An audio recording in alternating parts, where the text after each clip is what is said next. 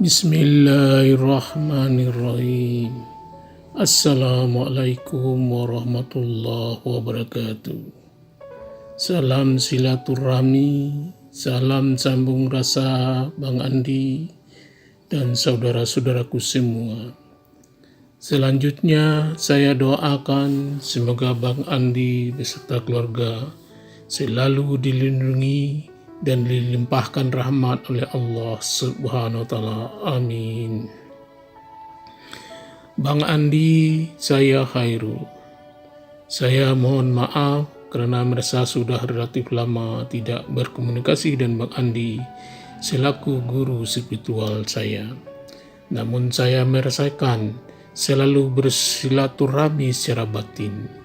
Hal ini dikarenakan kesibukan saya dalam perjalanan keluar daerah untuk memenuhi amanah Allah kepada hamba, yaitu melaksanakan ijab kabul anak saya di Kabupaten Muara Bungo, Jambi. Dan alhamdulillah berkat Allah semuanya berjalan lancar. Bang Andi, pada kesempatan ini saya mohon izin bertanya dan saya berharap kiranya Bang Andi bersedia dan mempunyai kesempatan menjawab dan memberikan pencerahannya. Adapun pertanyaan saya adalah sebagai berikut. Pertama, saya selalu senantiasa melaksanakan zikir nafas atau DN setelah selesai sholat fardu. Dan biasanya saya lanjutkan dengan zikir secara zahir, membaca ayat kursi dan doa. Tapi setelah saya melaksanakan DN setelah sholat fardu, saya tidak lagi melaksanakan zikir secara zahir dan berdoa. Namun saya selalu berdoa ketika akan mengakhiri DN dan dilanjutkan dengan ucapan syukur Alhamdulillah.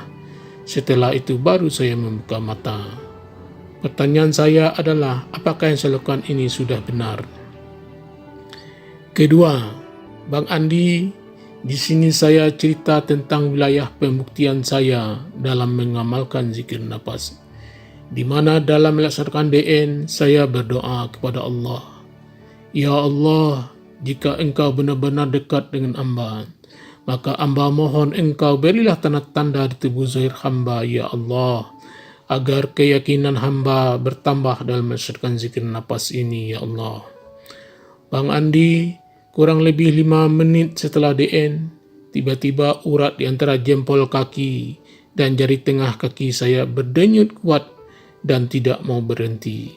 Namun saya cepat berpikir apa ini karena doa saya dalam DN tadi.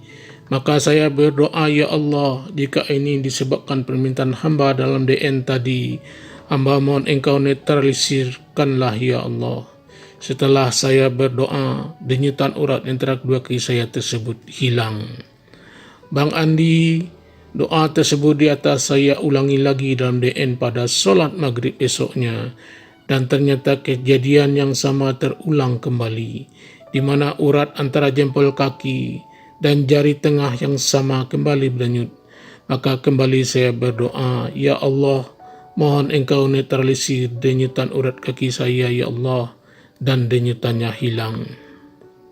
Ketiga, Bang Andi, dalam menyusun rencana perjalanan ke Muara Bungo, saya minta tolong ke adik saya agar dia bisa membantu mobilnya pada saat lamaran dan pelaksanaan ijab kabul. Jadi 2 kali perjalanan dan adik saya tersebut setuju.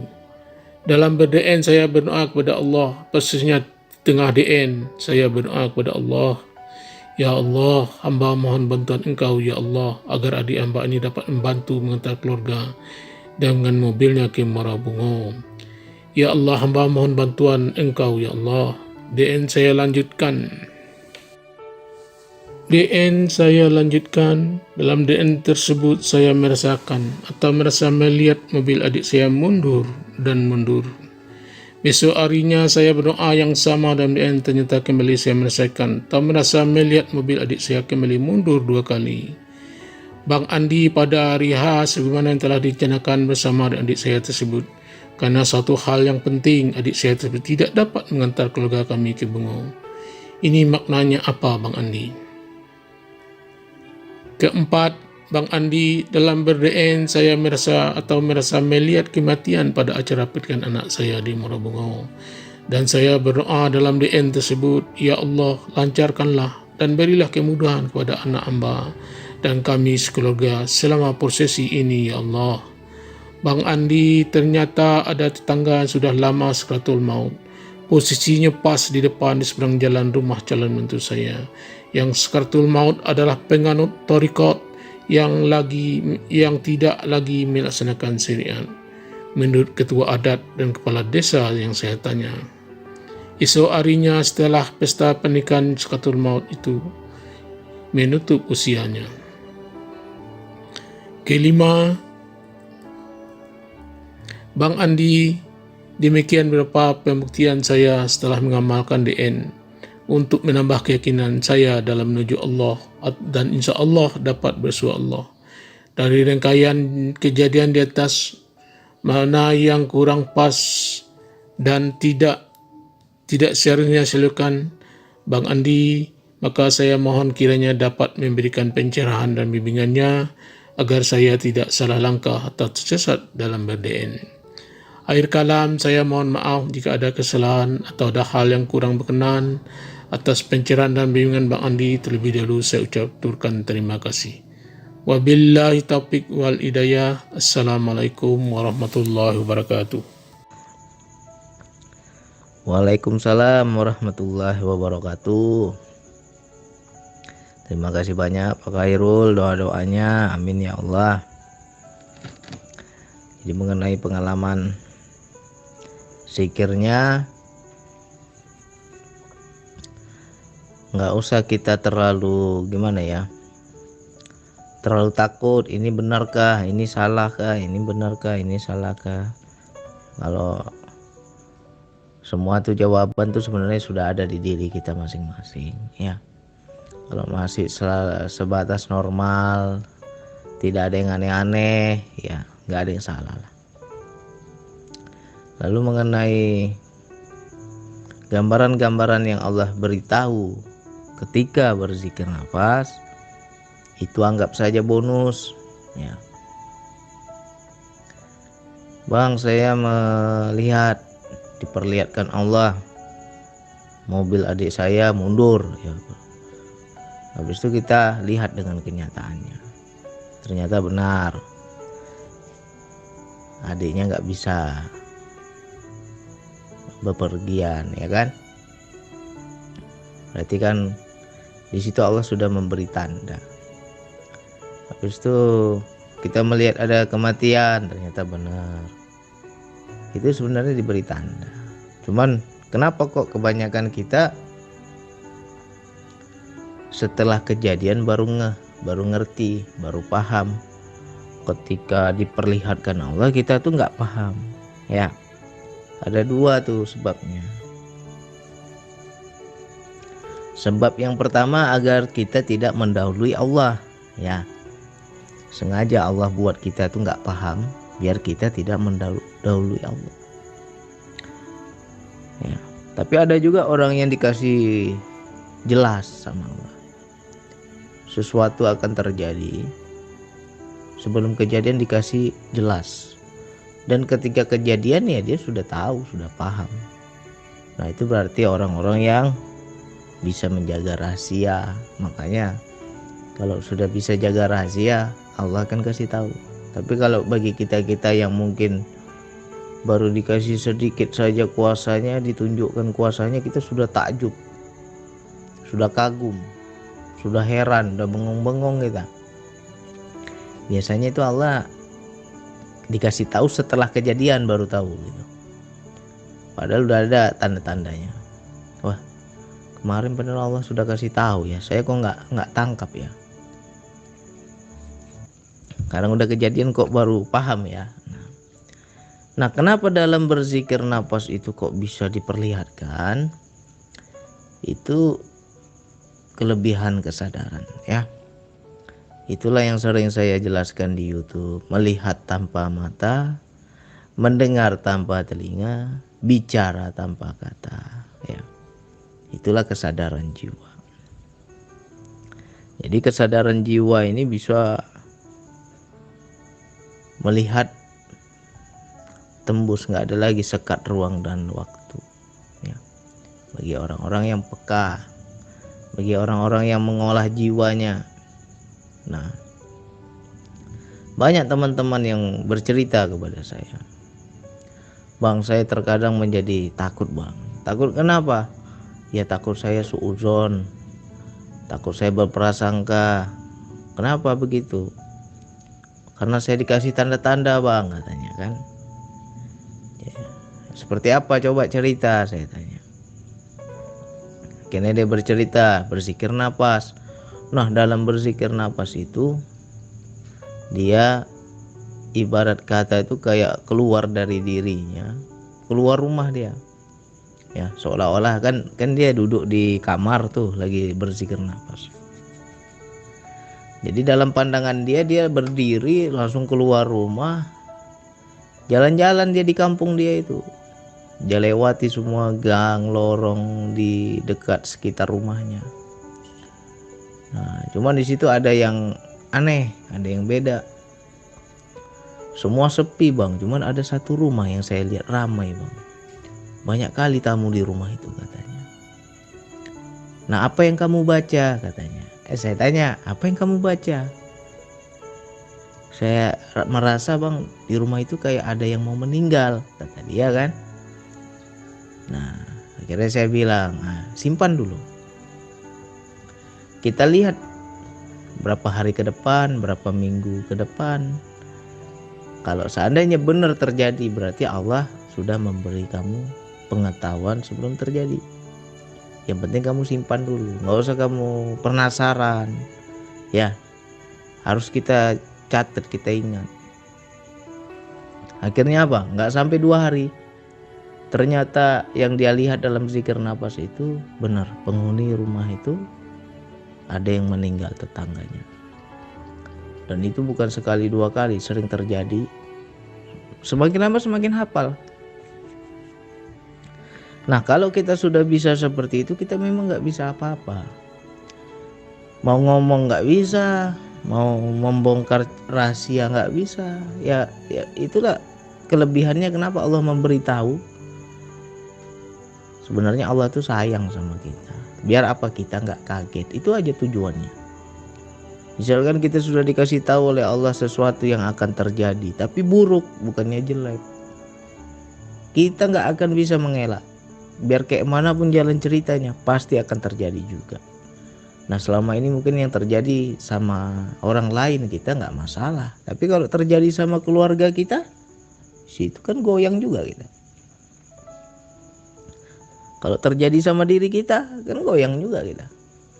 Nah, seharusnya kita ambil sikap bahwa Allah memberitahu itu karena Allah sayang sama kita. Itu suatu anugerah Allah, karena Allah sayang sama kita. Jadi kita ketika terjadi baik yang buruk maupun yang baik, ya kan, yang enak, yang nggak enak, kita nggak kaget, ya. Kita nggak kaget lagi. Makanya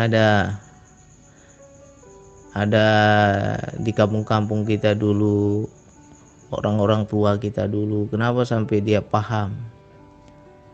Aku nggak lama lagi, paling aku sebentar lagi udah pulang, katanya. Pamit-pamitan dia sama orang tuanya, sama keluarganya, ya kan? Habis itu dia persiapkan kuburannya sampai segitunya. Kenapa bisa seperti itu? Kenapa dia bisa tahu? Ya itulah hubungan dekatnya dengan Tuhan, ya. Makanya dalam berzikir nafas ini kita menjaga hubungan rohani kita sama Allah. Insya Allah bonus-bonus seperti itu akan Allah berikan. Tapi itu biasanya nggak kita minta, ya. Kalau kita minta itu nggak dapat ya. Tapi kalau kita nggak minta, dapat. Ya, jadi dalam berzikir nafas memang selalu kan saya bilang sensasi dalam berzikir nafas itu diabaikan. Jangan sering kita terlalu pikirkan. Karena apa? Semakin tingkat penasaran kita tinggi, di situ bisikan setan masuk. Akhirnya dia belokkan itu. Dibelokkan sehingga kita menjadi prasangka yang enggak. Dibiaskan sama setan. Itu yang bahaya kalau kita penasarannya tinggi. Tapi bagi orang-orang yang cuek, itu enak. Enggak kena dia bisikan setan, ya. Coba itu diperhatikan dalam berzikir nafas. Terkadang bisa sekali Allah memperlihatkan, sekali aja selintas. Habis itu bisa juga berkali-kali. Ya. Kalau yang sudah berkali-kali itu biasanya sudah dalam waktu dekat itu, ya kan? Akan terjadi, biasanya begitu. Ya sedikitlah saya bercerita awal-awal saya belajar dulu. Pertama saya zikir nafas itu sendiri. Tiba-tiba dalam situ saya seperti masuk ke sebuah masjid, tapi masjidnya kok kosong gitu kan. Duduk saya di masjid itu, berzikir nafas saya di situ. Nah, tiba-tiba di belakang saya itu duduk 1 orang, 2 orang, 3 orang. Di belakang saya ikut duduk juga, seolah-olah seperti berzikir nafas juga. Begitu saya menoleh, saya lihat ke belakang, pakaiannya serba putih semua. Ngapain dia nih? Oh, mungkin berzikir juga, saya pikirkan. Nah, besok saya DN lagi. Nah, awalnya hanya berapa orang.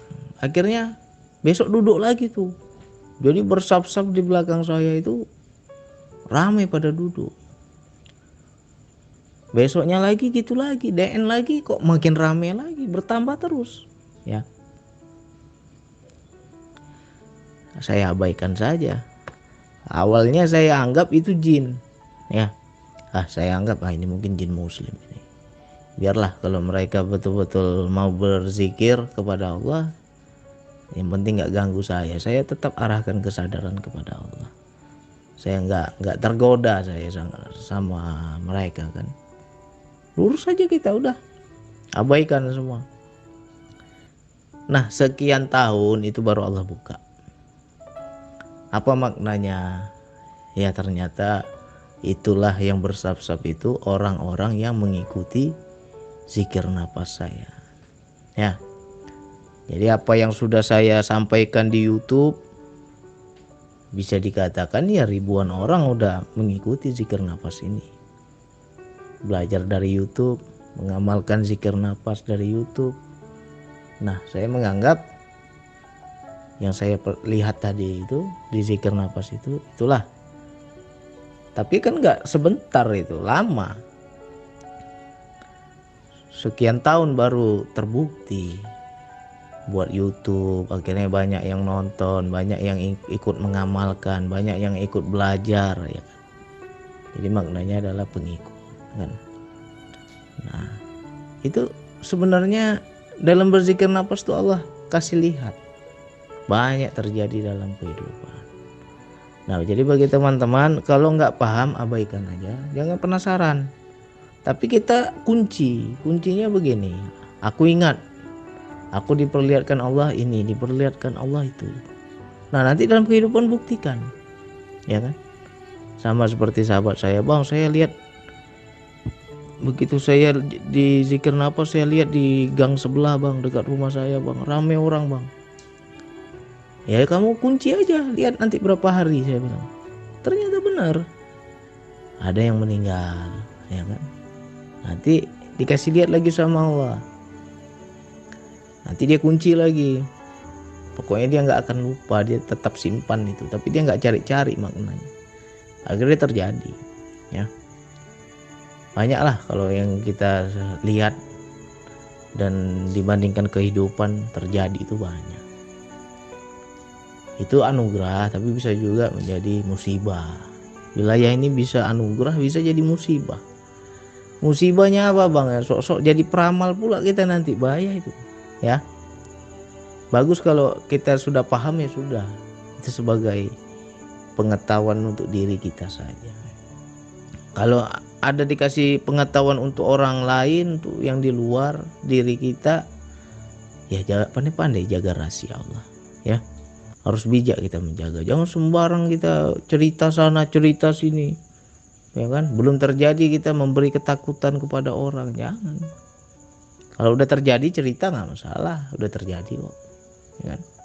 Tapi kalau sebelum terjadi kita cerita begini begitu, ya kesannya meramal kita kan, dan itu nggak boleh ya. Jadi macam Pak Khairul ya, dilatih terus DNA. Kalau diperlihatkan Allah ini, diperlihatkan Allah itu, abaikan, tapi kita kunci, kita lihat dengan kehidupan ya. Kalau sama terjadi dan di situ ada makna, ya berarti Allah memberi anugerah kepada kita, bonus lah itu dari Allah. Banyak-banyaklah kita bersyukur ya. Itu juga menjadi renungan juga lah untuk yang lain, kawan-kawan yang lain mungkin juga punya pengalaman yang sama, dapat bonus yang sama ya. Kita simpan aja, mungkin dikasih tahu Allah sekarang ya, tapi nggak kejadian besok, entah minggu depan, entah sebulan ke depan, entah setahun ke depan ya kan. Nah, bisa jadi itu terjadi dan kita udah nggak kaget lagi. Oke, hanya itu yang bisa saya sampaikan. Wassalamualaikum warahmatullahi wabarakatuh.